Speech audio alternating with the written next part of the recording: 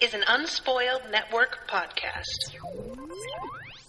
This is Unspoiled, covering The Dark Tower, Book 5, Wolves of the Calla, Chapters 2 and 3, New York Groove, and Mia. In these chapters, we're back! We're back in New York! And then we're in this really freaky... Oh my god, I was not happy to find out that those delicious sounding drumsticks and mashed potatoes and whatever were fucking raw rats. Ugh, ruined my dinner. Thanks, Steven. Welcome to Unspoiled.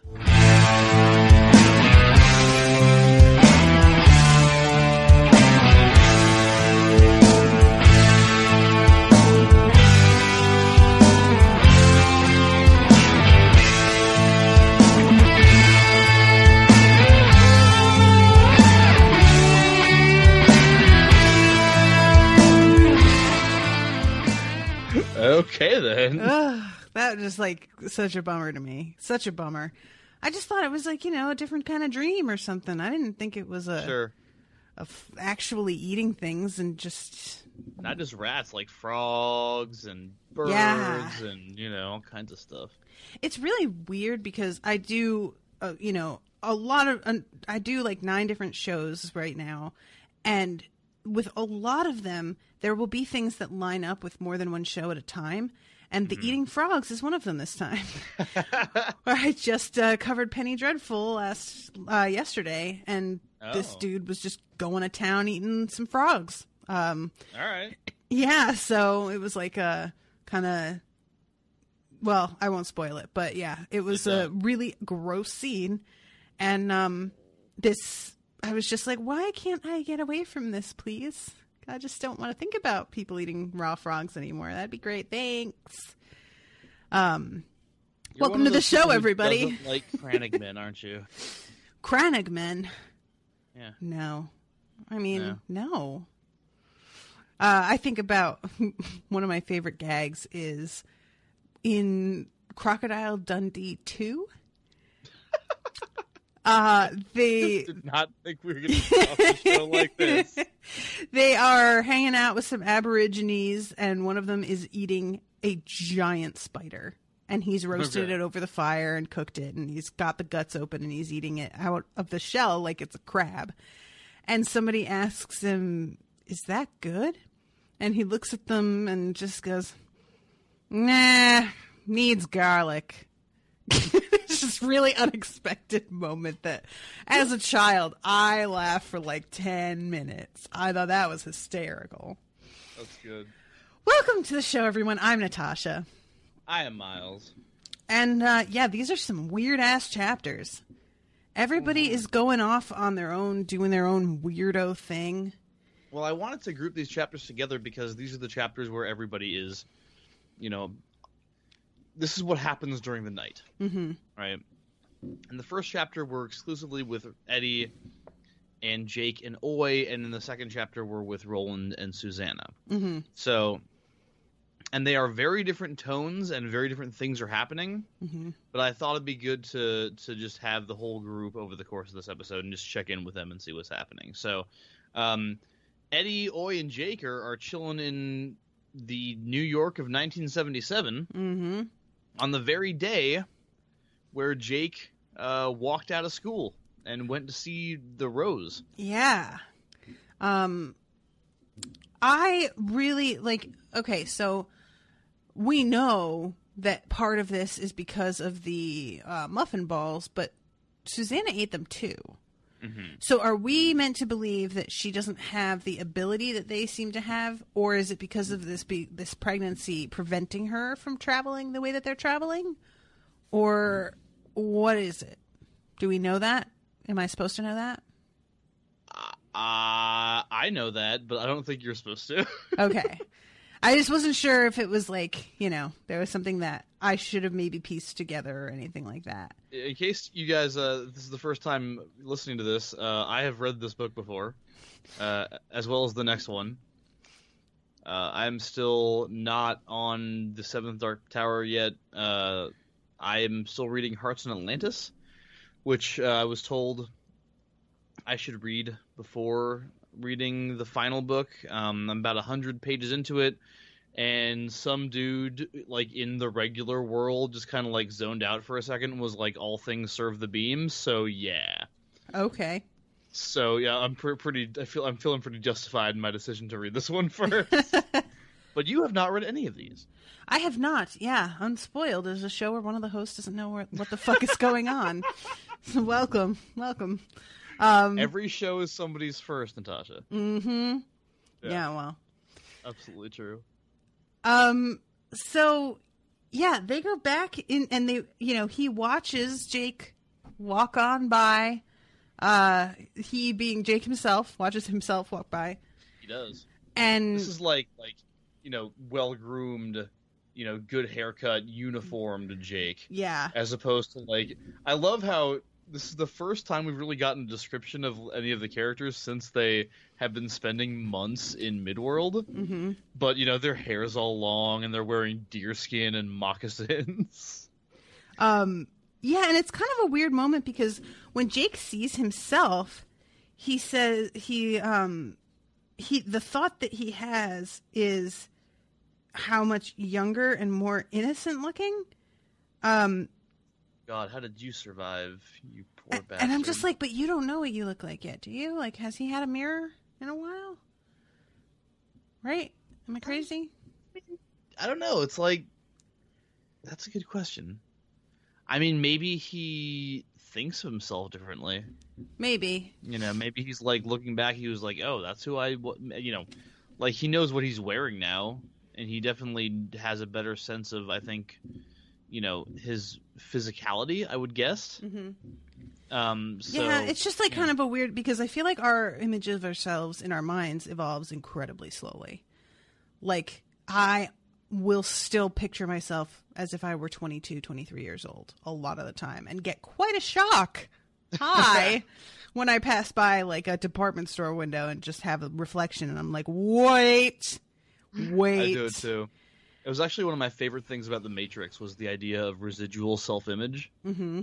That like what they look like in The Matrix is just their own image of themselves, and it looks vastly different.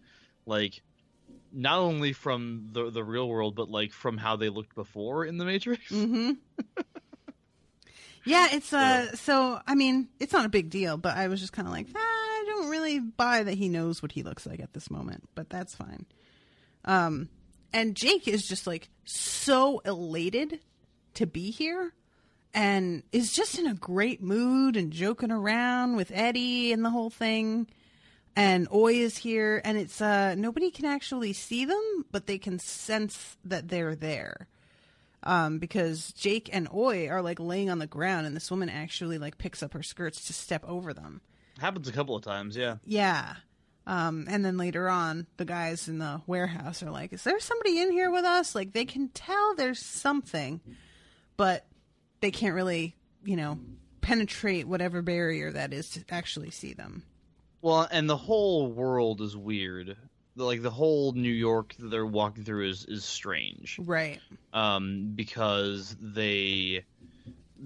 it's just off a little bit, and everything feels dark, even though it's light outside. Yeah, that's something Eddie keeps saying. He's like, well, no wonder we can't see with it being so dark. And then he keeps on being like, it's not dark, though. Why do I keep saying that? Right. And there's just a vibe that he feels uneasy with, and it isn't until they're almost at the end of this where he realizes that what he's feeling is that everybody here is in danger. Mm-hmm. But it seems to disperse a little bit when they leave the bookstore. It's like concentrated very specifically there in a lot of ways. And he like kind of is urgently saying to Jake, oh, let's get out of here. Let's go outside. And then when they have to turn around and go back in because Balazar shows up, he's like, God damn it, I don't want to go back in there. Yeah, that's true. I never really noticed that. Yeah. So I thought that was kind of interesting, like that there's something that's happening everywhere, but for some reason, and I don't know if it's just because they're connected to events more closely that involve people they knew and situations that they were tangentially related to. Right. So maybe it feels more dangerous in there because, you know, both him and Jake were familiar with some of the people involved in this situation. Well, I don't know, interesting. but It's really interesting too, because as Jake himself points out, when during the first scene in the Wastelands, with Jake in the Manhattan Bookstore of the Mind, he walked out knowing for sure that he would never enter it again. Mm-hmm. And he actually points that out. He was like, "Man, I was so sure that I would never come here again." You know, but even here things are a little bit different. right. The sign on the front, for one thing. Yes, I forgot about that. There's a lot of little things that Jake can't really put his finger on, too. That he's just like, this isn't, but I don't remember what it used to be, though. Which drives me a little bit crazy. Yeah. Yeah, no, absolutely. When just like we were talking about earlier, things are off, but you can't tell what it is. Mm-hmm. But the readers will recall that the sign in the bookstore was like the names of authors, like kind of phrased as a restaurant. That's right, because it's the Manhattan Restaurant of the Mind. Right. And today's specials. Yeah, today's specials. From Mississippi, pan-fried William Faulkner. From Maine, chilled Stephen King. And from California, hard-boiled Raymond Chandler. I really like that. Slipping himself in the middle there. I love that so much. That he's just like, yeah, I know. I'm kind of a big deal. All right, buddy. Oh, man. And then probably of larger note, at least here, is the fact that the author's name on Charlie the Choo Choo is different. Yeah. So I don't know what that means, but that seems alarming. Like, pretty much, I want nothing to do with anything Charlie the Choo Choo related ever again. Is kind of where I stand on that. So anytime that something seems off and that's what it has to do with, I'm not going to be a fan. You're like, oh, they're going to go into the bookstore again. Wow, that's really interesting. Oh, shit. Right? Oh, not that book. I don't want this. I don't want any of this. But yeah, so they had been really excited at first because they thought that they could follow Jake's other self to the point where he sees the rose. And then they get kind of bummed out because they both have this very strong feeling that they're supposed to go into this bookshop instead, which is very disappointing because, I mean, they both, seeing the rose was like a life-changing experience for each of them. Well, yeah, the whole reason they're doing this is because they see Jake's younger self, and Jake's like, holy shit, this is the day I go see the rose, let's follow me, and we can go see it. Yep. So, yeah, when they realize that their instincts are telling them to actually go back into the bookstore, they're not happy. But there's good reason for it. Yeah. Okay, so this is super weird. Yeah. So what it turns out to be, because they go in, they watch the conversation, the little things are different. When is a barrel not a barrel? When it's a Claudia. Right. It's Claudia Inez Bachmann. And Balazar fucking rolls up. Fucking Balazar rolls up. And this is just so strange. So he's younger, because obviously this happened before the whole thing with Eddie. Yeah, about 10 years. And he, like, Eddie has told a lot of the story to Jake, not everything. As he puts it, he left a lot of the gore out. But Jake is aware of, like, generally who Balazar is and that they had this shootout and the whole thing. You leave out his swinging schlong. His swinging schlong. And also leaves out the lobstrosities eating that one dude alive, you know. Oh, yeah, totally. Yeah, like you do. But, yeah, Balazar is here in a professional capacity with two goons. And apparently he's here because, we find out later, the dude who owns this bookshop is not making any money. Shocker, I know. He has like prime real estate in Manhattan, and he's selling used books.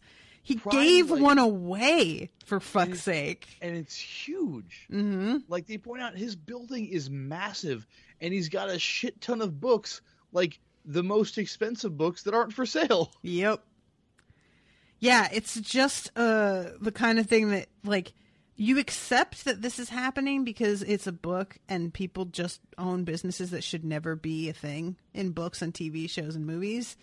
Like, it's sort of like that joke that people circulate a lot in memes where it's House Hunters and she's like, I program Sony wristwatches and he makes wooden roses from reclaimed, like, fishing docks. Our budget is $600,000. Yeah. You know, like, just nonsense.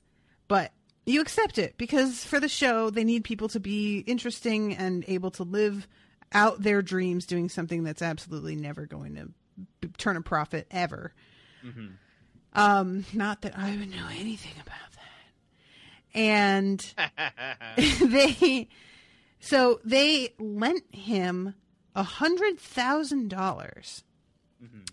And I guess the terms of the agreement were, and I don't quite remember exactly how this goes, but basically that if he failed to make the money back, that he was not going to own the place anymore, and that it would be that they could sell it out from under him, basically, right?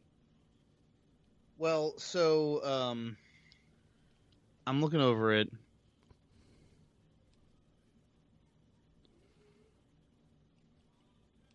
So yeah, they're giving him $100,000, and in agreement, he agrees not to do something. He agrees not to sell or lease or otherwise encumber the property during a 1-year period. Mm-hmm.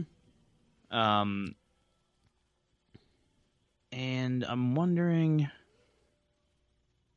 yeah, so it's lot number 298 and block number 19. Of course. Because, of course, it's block number 19, and 298 adds up to 19. Yeah, I've noticed that also. And there's, like, 21 books on the table, but when Jake takes the ones that he wants, there's only 19 left. And Eddie is starting to notice that this is, like, kind of an unhealthy thing that's happening. Yeah. Like, he says something like, that's some OCD shit, and you know it. But it's not affecting anything at this point to the extent that he needs to really worry. But I think he's, like, on his way to worrying. Because I think it's just going to get worse, and he's going to start to be really, like, not okay.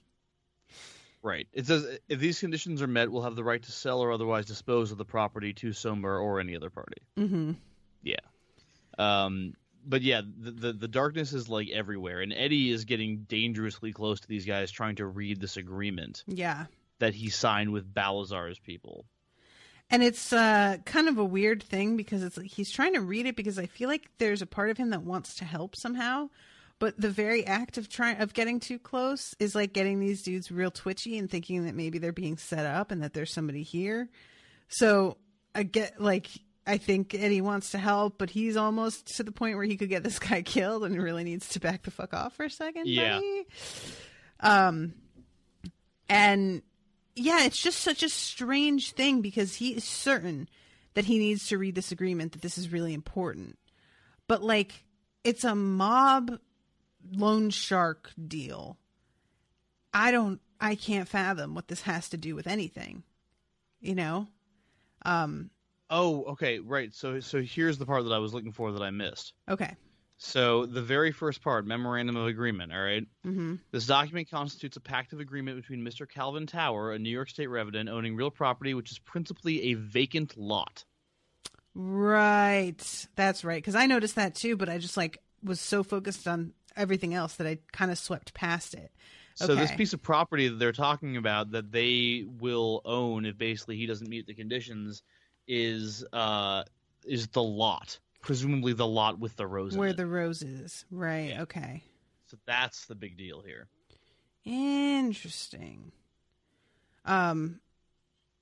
So that question is still sort of, why does it matter though? Like the rose does that just not exist if like a certain person owns it and does something with the property? Because it feels like the kind of thing that exists in another dimension anyway. So you could just do whatever the fuck you want with that vacant lot, and that rose is still going to be there. You know, build a fucking Krispy Kreme over it. That rose is still there, like in fucking Power Rangers movie. Did you see that? I did not. Spoilers, the thing that everybody's looking for is buried under a Krispy Kreme donut shop. It's kind of hilarious. Wow, okay. That movie was not good, but I had so much fun. It's basically how it looked. Not good, but fun. Yeah, Elizabeth Banks just chews the scenery like you would not believe. Yeah, that was like the main reason I even wanted to see it a little bit. She's the best. For her as Rita Repulsa. I love her. So I don't. It's hard to really answer your question because he doesn't give you details. Mm-hmm. But I think you don't have to answer. I'm gonna wait. I'm gonna wait. Yeah, I'm gonna wait until we get a little further because I think you might understand it a little bit better later on. Okay. So yeah, he's just barely able to read this before they get pulled back into their world. And it's a really interesting thing because there's this like chime that sounds when they show up in New York that like basically is like a Finny sound. Like it's so beautiful but also so shrill and piercing that it hurts. And that sound starts to come back as they are getting pulled out of here. Right. And as it comes back, there's this like fading of everything too. And this is just sort of so I'm going to pick some bones here with Roland because he's just just remember everything that's happening is a dream. You fucking liar. You are sitting there in the fucking campsite watching their bodies literally disappear and thinking, ooh, they may not come back. Hopefully they do, but that happens. Holy shit, dude. What a thing to lie about. I mean, that is some bullshit. Like, I hope that they figure out how he totally knew this was going to happen, and they figure out the extent that he was aware of how dangerous this is, and just totally fucking bald-faced lied to them. I hope they figure it out, and I hope that he gets a punch to the dick for it, because that is just so rude. Like, you don't think that, Roland, if you told them, you eat this, potentially you could, go back to your own dimension to New York for a little jaunt. I bet they would have done it anyway. Right. I bet they would have. I mean, we're kind of in this place now where everybody's sort of going, yeah, fuck it, why not? About a lot of things. So I'm just like, let them make the decision, man. You don't get to just say, oh, just give you some crazy dreams. It's not a fucking tablespoon of peanut butter before bed. Like, they're fading away. That's messed up. I'm just mad at him about it. I'm wondering how much he knew, to be honest. Like, I'm not that Roland requires defending or hasn't done some totally fucked up shit and lied about it. But I'm just looking at the chapter again, and he seems kind of. So we learn that what's happening is that Eddie, Jake, and Oi are going Todash. Mm-hmm.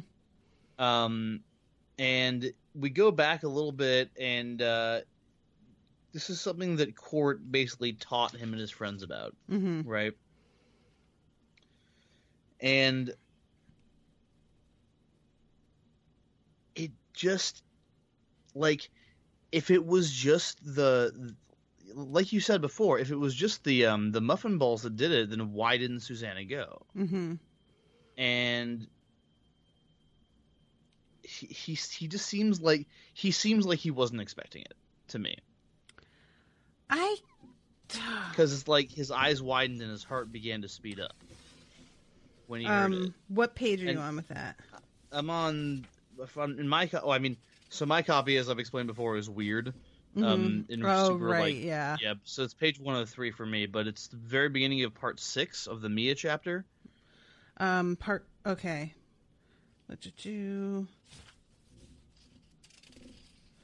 Roland and his mates had learned about Toad Ash, what there was to learn from Vinay, the tutor of court in the That's part 5. Right, I'm just saying that because you had said court, and it turns out that Vinay is the one that really teaches him about this specific thing. That's right.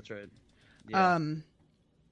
And then it started with a low crackling sound, which is so strange. For some, like, that being the noise that it makes as they go in and out. So Roland sat up and looked across the dying fire. His eyes widened and his heart began to speed up. Okay, so this is when they're disappearing. But I really thought that his heart racing was in response to Susanna behaving strangely. I mean, he says... But it's really not, I guess. Dreaming, but not just dreaming. This was Toad Ash, the passing between two worlds. Supposedly the Manny could do it, and supposedly some pieces of the Wizard's Rainbow could make you do it, whether you wanted to or not. One piece in particular. Mm-hmm. He never mentions that the Muffin Balls make you go Toad Ash. Oh, like, I guess not. He talks about how they give you, like, vivid dreams, but this really seems to be something he did not expect. Okay. And there's a bit right before that where they're talking, and he said he thinks there's no ball here. Mm-hmm. And then there's this other voice, the dry, implacable voice of his old limping tutor, that answered him, and the words were the same: "Are you sure, Gunslinger? Are you sure?" Mm-hmm. So it's like he thinks that this is something that is brought on by the balls of the Wizard's Rainbow, not by the Muffin Balls. Interesting. Okay. Because, for some reason that part where he said he had heard that Manny could do it, when I read that the first time, I interpreted that as the Manny ate the Muffin Balls to trip, basically. That it was like a, sort of like a peyote type thing. But that's not actually mentioned there at all. He just says that he heard some of the Manny could do it, period. And the Muffin Balls aren't actually in that sense. That was just how, like, I interpreted it, because I was already deciding that the Muffin Balls had something to do with it. I mean, and, like, they may have, but I think when you were asking earlier why Susanna didn't go, I think that's she, for whatever reason, she's not being affected. Mm-hmm. Or maybe she is. Maybe that's why she's going to this other place, which we should talk about, because it's let's take a quick break, and we will come back and talk about that.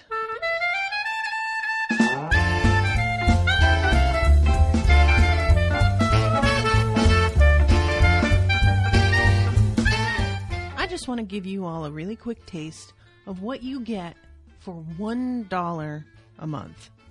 Strap in, guys. It's an exciting ride. This is Unspoiled, patrons only, covering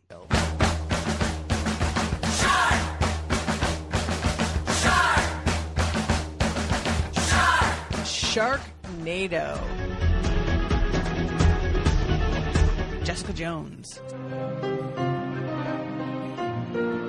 The Room,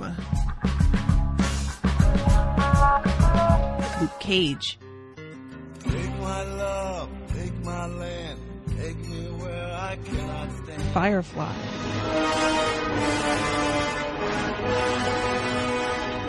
Star Wars: The Force Awakens, Black Mirror, The Cabin in the Woods,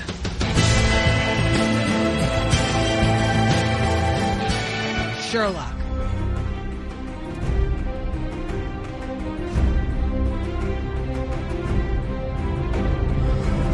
pretty sure you all know that one.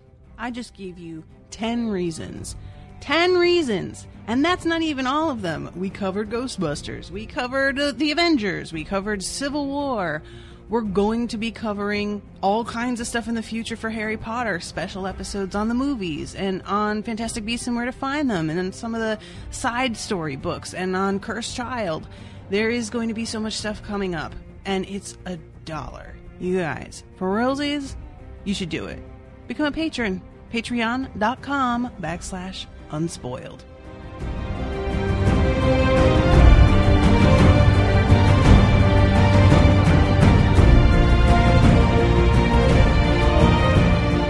Okay, and we're back. So, Susanna/Mia. It's weird because Susanna has a new motherfucking personality.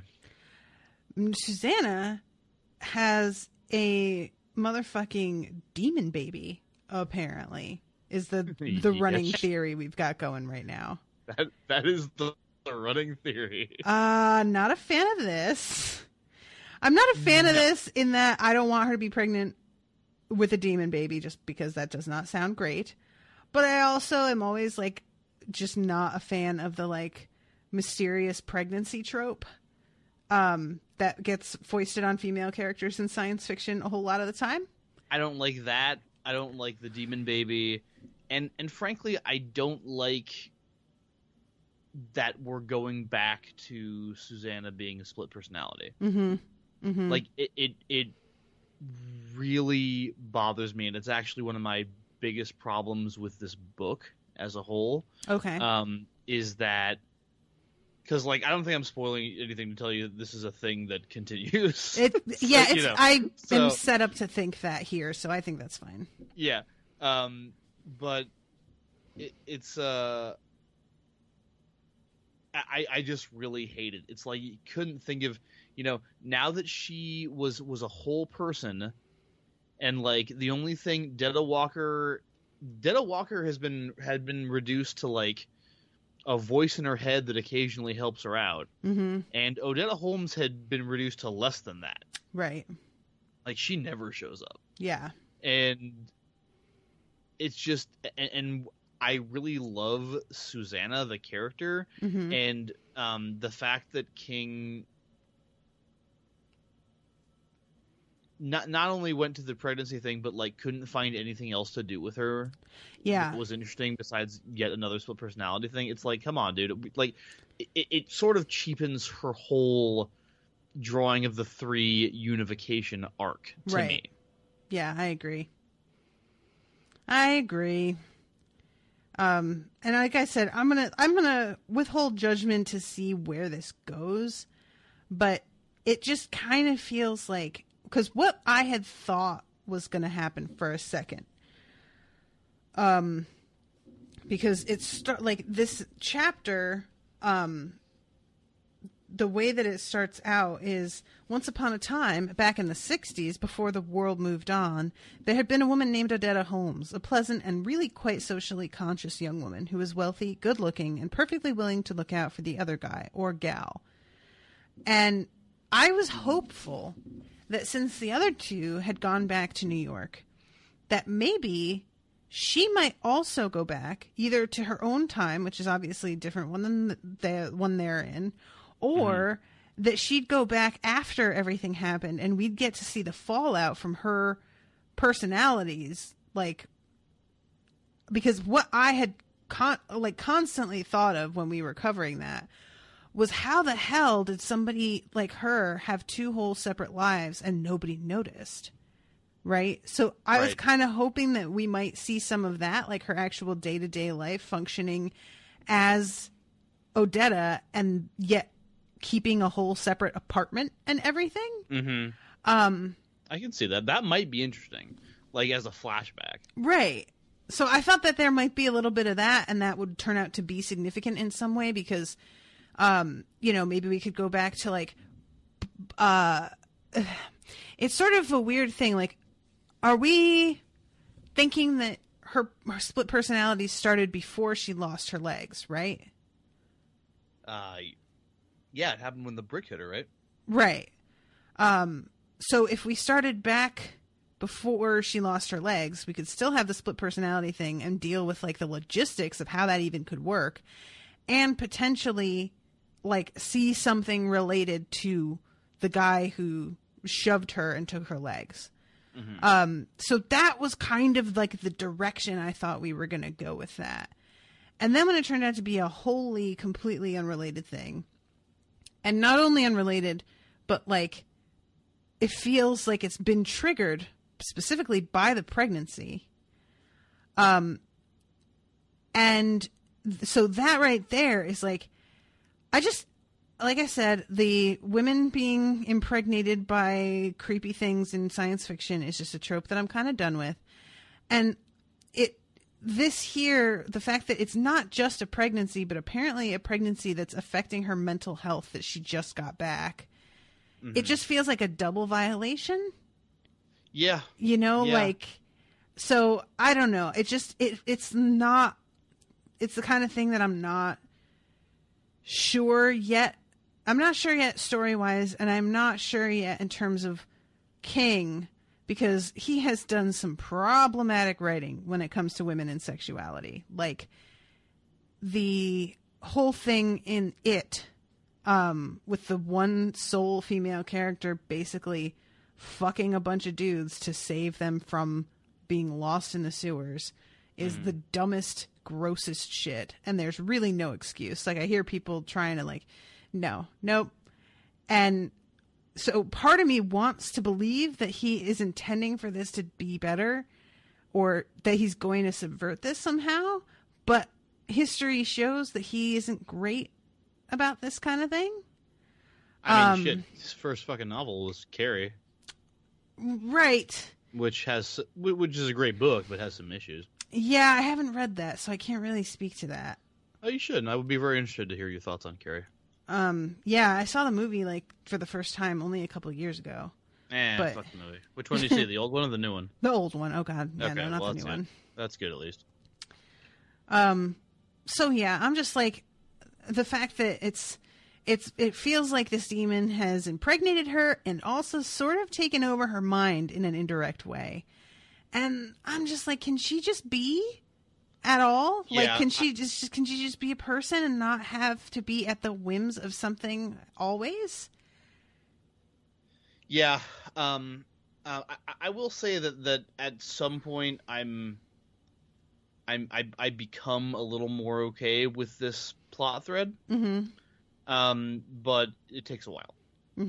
And you know, it's not like there aren't interesting things here. Like the Mia character, especially even here at the beginning, is interesting. I mean, the idea that she has no last name. She calls herself the daughter of none. She's not the daughter of anyone. So, like, is she the demon, or is she another demon, or who is she? And like the weird, like another weird colloquialism, like for her constantly referring to the baby as her chap. Yeah. It's bizarre. And it's like, it's creepy. Yeah, definitely creepy. There's a very Rosemary's Baby thing for me with it. Like, you know, just the fact that it seems almost like I could be wrong, but my theory is that she has this come over her at the behest of whatever is in her, being like, I need you to go get me some ice cream real quick, please. And like, it can sort of instigate this mental change in order to get itself whatever it needs, and she is protective of it in that state.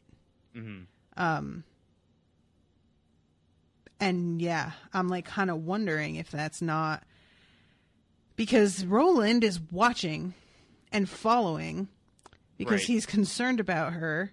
Because she's been doing this. Yeah. And fucking Eddie doesn't notice, which just blows Roland's mind.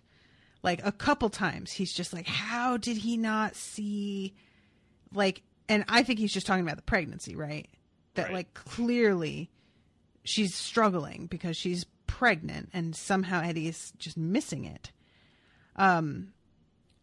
But he's following and watching to just make sure that she doesn't basically like wander into the camps of the strangers that are following them, or God knows what else is around, you know. And he sees she slithers into a bog This is such a weird thing because it's like, I guess that's the best way to go for finding a lot of creatures within hand's reach. Anywhere else, I guess it would just be like bugs that you'd be able to really just get your hands on from wherever you're sitting. You're not going to be able to just find animals chilling around. But in this bog, there's leeches, which she's eating like candy, as he puts it. There are frogs. There is a water rat. There are bugs that she plucks straight up out of the air and eats. And it's just super like upsetting the way that he describes the eating of these animals. He has to get so graphic and talk about like the guts on her fingers and how she like licks them off. Oh God. And she talks out loud. And this part was because apparently it's not just his third personality. There's like, it sounds to be like there's 10 people at the least. It says, now the woman who called herself Mia began to talk as she hunted. Roland was familiar with this part of her ritual as well, but it chilled him nevertheless. He was looking right at her, and it was still hard to believe all those different voices could be coming from the same throat. She asked herself how she was. She told herself she was doing fine, thank you so very much. She spoke of someone named Bill, or perhaps it was Bull. She asked after someone's mother. She asked someone about a place called Morehouse, and then in a deep, gravelly voice, a man's voice beyond doubt, she told herself that she didn't go to Morehouse or no house. She laughed raucously at this, so it must have been some sort of joke. She introduced herself several times as she had on other nights as Mia, a name Roland knew well from his early life in Gilead. It was almost a holy name. Twice she curtsied, lifting invisible skirts in a way that tugged at the gunslinger's heart.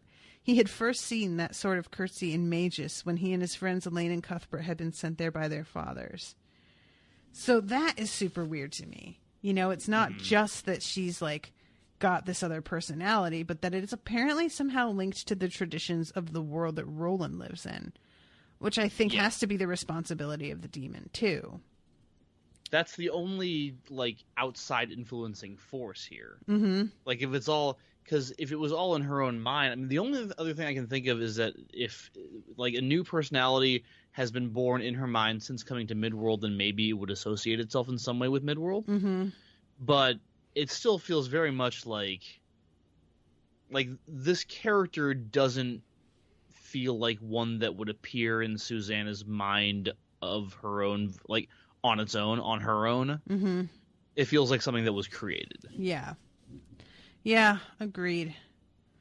So I don't know, like it could be that she has another part of her created in order to care for this demon baby, or it could be the demon itself manifesting as another personality temporarily. Right. And then, you know, once she gives birth, maybe the personality is gone and it's something else. I don't know. But yeah, I agree with you that I was like, on the one hand, a little fascinated because I just never expected this to be a thing. And the way that it's playing out is so strange. But yeah, on the other hand, I was just kind of like, really? Are we going to do this again? Like, I don't know. Yeah, and this, like, this is so first of all, like you said, are we going to do this again? And there's two things that I think we're doing here that are kind of like, eh. The first one is that Roland obviously is lying to everyone again. Yeah. Like, he's been exonerated of muffin ball perjury, but he is not revealing to any of them, including Susanna, what she's been doing. And, you know, I don't know. He has reasons. He knows what Eddie would say. You know, like, he doesn't know what Susanna would do. Yeah. But it still seems like something that, at the very least, she should know about. And the other thing is that, like, the main reason he's staying up, he is ensuring her safety, but he also wants to make sure she's not going to kill Eddie and them, like, in the night. Which, again, is like, it's the same old shit that we already did. Yeah, I just I think that's a good point too that you're making, in that he hasn't told her about it either, because she's had her agency taken away by being raped. Then she has it taken away even further by being pregnant.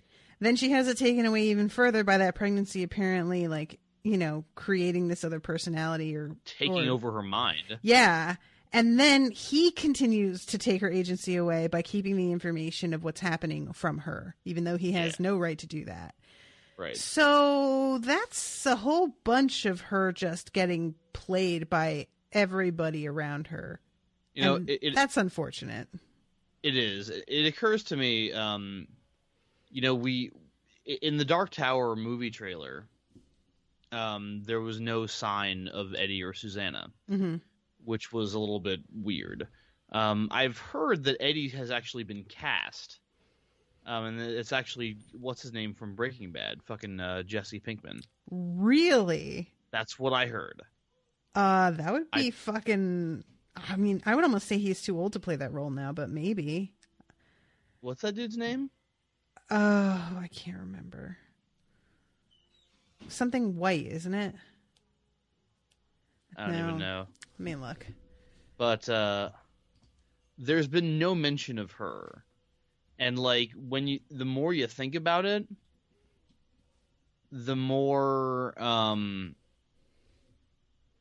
it's almost like, well, if you're in Hollywood, what do you do with her? Huh, yeah. HBO could do something with her. Aaron Paul. But there he Aaron is. Paul. But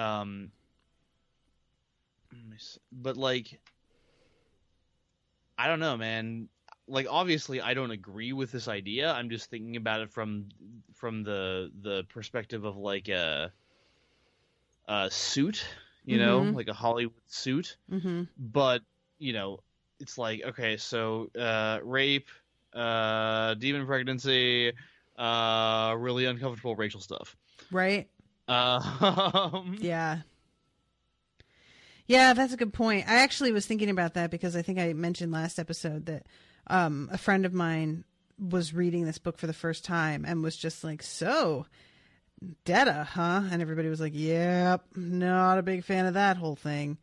And I've said how I interpreted that and why I thought it was a really interesting choice and kind of powerful in that way. Right. But I can totally understand not interpreting it that way and being really grossed out by it. It's just that I just very, very much took it in a different way.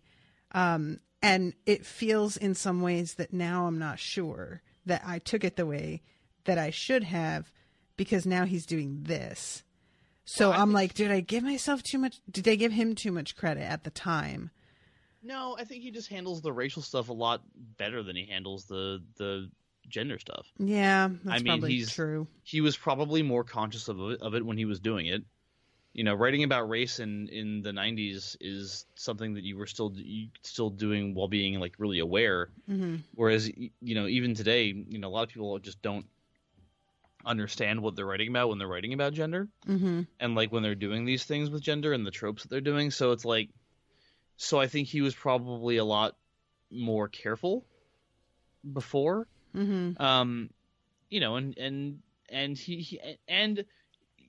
He also might have seen the pregnant woman with the pregnant woman trope, the mystery pregnancy trope, as something he wanted to play with. Mm-hmm.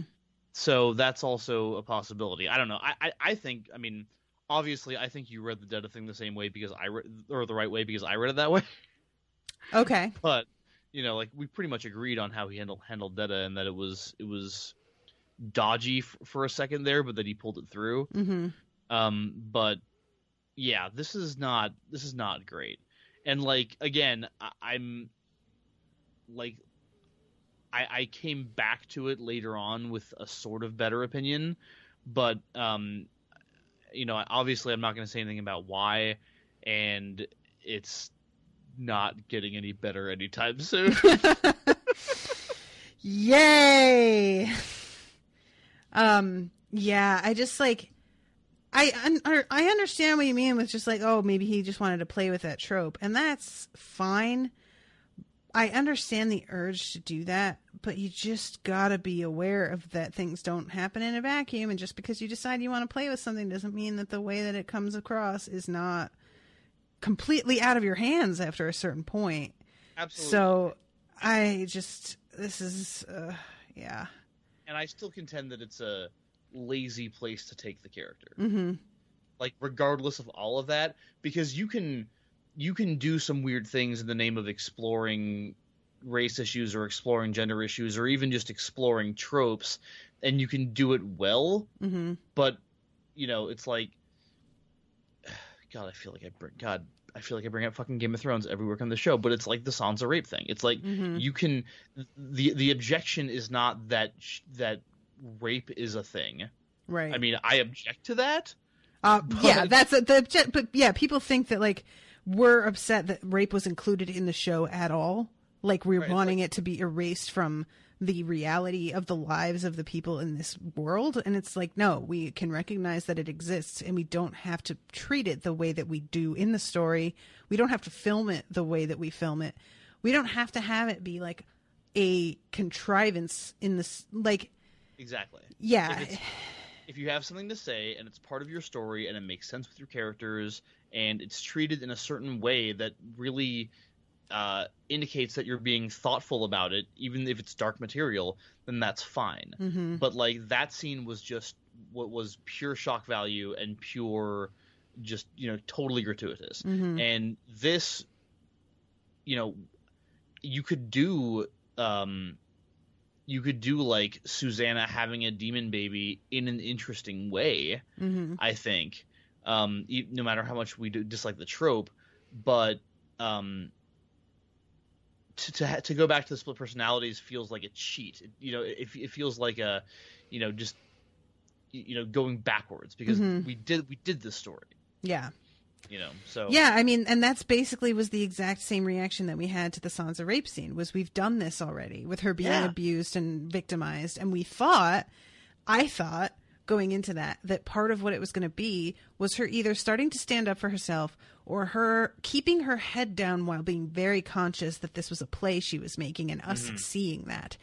But they don't. They play it completely as if she is the same character she was in season 1. And earlier in the episode, they established that wasn't true. Mm-hmm. Like they showed us that she wasn't the same character, and then she was the same character. Yep. So it's like, that's a whole other thing. Yeah. But it's just like it does kind of in a lot of ways mimic that because he is bringing her back to book 1, or not book 1, book what? Book 2. 3, 2. Okay. No, book 2. By the end of book 2, she's whole again. Okay. I lose track because Drawing of the Three is the second book, but because it has 3 in the name, I think it's book 3. It also, in some ways, feels like the first book. Yes, it does. Because, it's the first, so it's the first book, really, of the story that we're going through here. So that's what's going on. Is she's just eating creatures, and basically Roland's like, I don't want to tell Eddie about this because Eddie will argue that you don't know it's a demon baby, even though why would she be coming out here in the woods to eat live, living, breathing, bleeding creatures for your fucking baby? His mental response to that is so priceless. He thinks to himself, show him this then, and say, I know that women are supposed to have strange cravings when they carry a child, Eddie, but doesn't this seem a little too strange? A little too strange. Look at her questing through the reeds and ooze like some sort of human alligator. Look at her and tell me she's doing that in order to feed your child or any human child. Human alligator. I forgot about that line. Because I read that twice. I was just like, what a weird line. A human alligator. Like, what does it even... So yeah, he has to turn around and head back before she notices, because she has really, really sharp senses when she's in this state, apparently, because, we see her catching shit with her bare hands. Yeah. And he has to literally cover his tracks, like goes and wipes out his boot print and scatters some leaves over it and the whole thing. And he goes and lays by the fire waiting for her, but at high alert because he's concerned that she's going to come back in that state. Yeah. And watches until he sees her brush the hair off of Eddie's face and give him a kiss, and he realizes that she's okay now. Which is sort of a weird thing because, like, I had assumed, I guess, that she was back to being Susanna by then, but then she'd remember. Or maybe not necessarily, I guess, but maybe her Mia self can be tender also, even though she's, eating bleeding animals. I mean, it's for her baby, Natasha. Yeah. It's for the baby. Sure. Yeah. So, and also when he gets back, the boys are back in town. They have not faded away into eternity like he had thought they might. They are back. Right. They're back. And there's an instant too earlier that we didn't talk about where Roland's like, well, I used the pink ball and I never went, what is it? Toe dash. I never went toe dash. And then he's like, wait, did I? And he's like, no, my friends would have told me. And then he's like, wait, would they? And I love that he has this feeling of like betrayal. Oh, no shit, Roland. Is it weird to think that somebody saw you go into this weird fugue state and then didn't say anything to you? It's bizarre, isn't it? Is that making you uncomfortable, Roland? Jesus, dude. Get some goddamn perspective and self-awareness, for Christ's sake. Roland, seriously, buddy, listen. You need to grow. Yeah, you're right, because this is like not only a step back for Detta, but it's a step back for him too. So, like, come on, what are we doing? Yeah. Yep. Which, there's something to be said for everybody does regress at times in their lives to doing shit that they had thought they outgrew. But if that were what it were, I would feel like Stephen King would have addressed that because he loves psychology. And he would have been like, because that's basically all of Eddie Dean's character for like books 2 and 3. So back in Eddie and Susanna's world, there was a particular psychologist who postulated that blah blah blah blah blah blah. Like. Yep. Yeah. So that's not really addressed. I don't feel like that's what he's doing. Right. But so yeah, she parked the chair where it had been before, and she has like shined it up and cleaned it off, and everything looks totally normal. Very careful. And goes and lays down, and he lets himself go back to sleep. And he realizes, too, that he would never have known that this was happening unless he had woken up by accident one night, just like happened to be waking up at the same time that she was getting up. Yeah. So it kind of makes him uncomfortable that it was pure coincidence that led to him knowing that this is happening. Because how long could it have gone on without him being aware of it at all? But, then he decides that, it's really uncomfortable for me to think that this could have been continuing without me even knowing about it.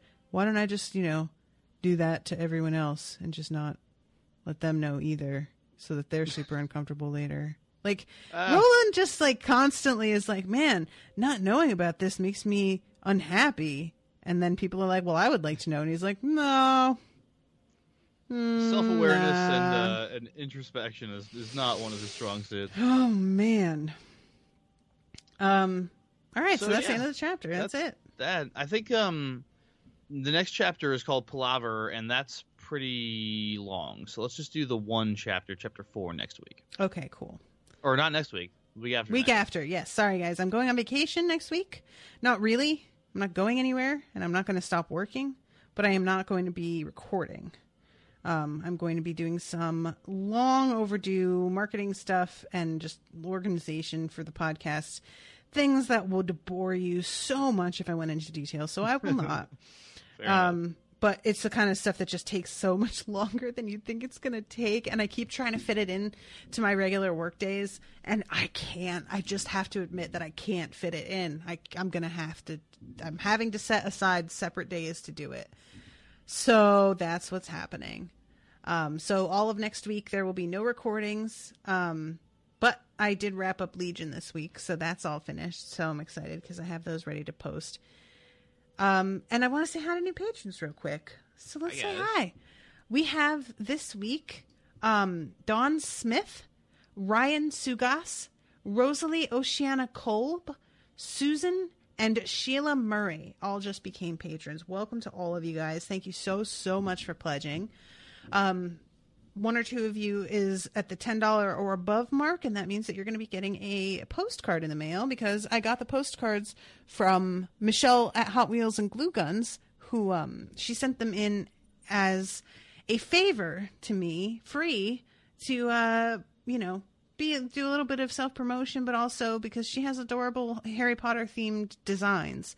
So I'm going to be writing those up and mailing those out this week. And if you're $10 and above, you'll be getting one. So keep your eyes peeled. They're a little bit thinner in the cardstock is than the ones that I have ordered from other places. So if they arrive damaged, let me know, and I will be more than happy to send another one. I'm a little bit concerned about it because the Snape ones got sort of torn up. Some people posted photos, and I don't know how, because they were really durable. I thought, I didn't even think that could happen, but they still managed. Thanks, USPS. So yeah, let me know. And also I think that I talked about this last week, but I did a Wonder Woman episode with Maggie and Owen, and we posted that as a special reward for signing up for the Unspoiled newsletter. So if you are interested in listening to 2 hours of me and Maggie and Owen talking about Wonder Woman and the pros and cons of the movie, please go to facebook.com/unspoiledpod, click sign up, and you will get a link to confirm your subscription, and then the link to the Dropbox folder where you can download the episode and listen to it. And that is exclusively for newsletter signups. So do that. I've had about, I think, 80 people sign up so far, so that's cool. Cool. I think that's all the announcements that I have right now. Go ahead, sir. What do you got? Check out Smash Fiction, the Smash Fiction podcast, which is the other show that I do. It's a show run by myself and several of my friends where we have thrilling and hysterical debates about which characters would win in fictional fights and various other kinds of contests. So, it's super fun. If you're not aware of it, you should go check it out at Smash Fiction Podcast. It's on iTunes. It's on Listen. Wow, that really deflated there for a second. I continue to be the worst at plugs, even when for a second it seems like I'm going to be the best at plugs. Oh, that's so funny. So yeah, go to iTunes, search for Smash Fiction Podcast or Smash Fiction under the podcast tab. It's there. You'll find it. It's great. We love it. You should love it too. If you do, leave us a review. If you don't, I don't know. I mean, I guess you're probably a Packers fan. Anyway. I don't know what that means. I just, that felt like an appropriate reaction right there. I mean, coming from me, it's an insult, but, whatever. So yeah, check that out. Smash Fiction Podcast.libsyn.com if you're not an iTunes person. Or I think it's just smashfiction.libsyn.com. I don't fucking know. It's on Libsyn. And it's on Twitter at SmashFic Podcast. It's on Facebook and Tumblr and other shit. It's called the Smash Fiction Pod. Just go Google it. I really love how angry you are to have to plug anything. You're just like, stop asking me all these questions about the project that I'm really excited about. I don't want to have to explain myself. It's in places. Go find it. We just did Aquaman versus Namor, which is a pretty cool episode. It was the last one that happened during my hiatus from the show as I was getting married. And next Sunday, it comes out every Sunday. Next Sunday will be my first episode back on the show, and that will be Leon the Professional versus John Wick. So that's coming up soon. Both good, solid white guy matches, y'all. Just really, really good stuff. And then I have another podcast that I am the actual official producer and host of. It's called the Odyssey Storytelling Podcast, and you can you can check that out on iTunes too. So we actually just came out just today. The most recent episode of the Odyssey Storytelling Podcast came out, and it's actually the first episode of the Odyssey Archives Podcast. So we took an old show, mostly the monthly Odyssey Storytelling Podcast, which comes out on the last Thursday of the month, is like the podcast version of the most recent live event. Because we do this thing at the screening room here in Tucson where people come and they tell stories that are based on like a specific theme, right? Mm-hmm. So usually the podcast is that. It's our most recent storytelling event, the recording, that I make into a podcast. But in the middle of the month, like on the second or third Thursday of the month, we're going to be coming out with the Odyssey Archives, which is an older show that we had recorded because we've been recording these forever. So we've got a bunch of backlog shows, and so we're doing that as the Archives podcast, and the first one of those just came out today. The theme of this storytelling event is mission, so like it's way more accessible than the Only in Tucson one, because people who don't live in Tucson might be interested. So I strongly encourage all of you to go check it out. It's the Odyssey Archives. It's on the same feed as the Odyssey Storytelling Podcast. Again, check it out on iTunes and on odysseystorytelling.libsyn.com, and odysseystorytelling.com is the website of the actual group that I work for. And yeah, Mission, it's really fun. It's got all kinds of I love the Mission show because it's all different kind of permutations on the theme. So it's like there's a missionary who talks, and there's a dude in the military who talks, and there's all these ordinary people who just kind of tell their own stories. And my favorite thing about it was that there's a political cartoonist from Tucson named David Fitzsimmons who appears on this show, and he's an extremely funny guy who tells an extremely unfunny but super touching and moving and like tear-jerky story. So if you're into that kind of thing, check it out. Once again, it's the Odyssey Storytelling Podcast. Finally, you can check out my writing from like March, I think, was the most recent time I updated Universes of the Mind. But if you want to read that, it's at universesofthemind.com, and I promise there will be more soon. And that's all. It's about all I'm going to say about that. It's about science fiction and Hugo winners. So check it out. All right, cool. Oh, that was painful. Like that was like getting knives into my eyes. I'm sorry. I hate it. Wow. You okay, buddy? The worst. The worst of plugs. All right, guys. Well, thank you so much for listening. I hope you're enjoying the show. And make sure, if you are, to leave a review on iTunes, because we haven't gotten a new review in a few weeks. And I know that you're out there. I know y'all are listening. So give us some love. Give us some sugar, baby. And we will see you in 2 weeks with a new chapter. Ruby. Toodaloo, motherfuckers.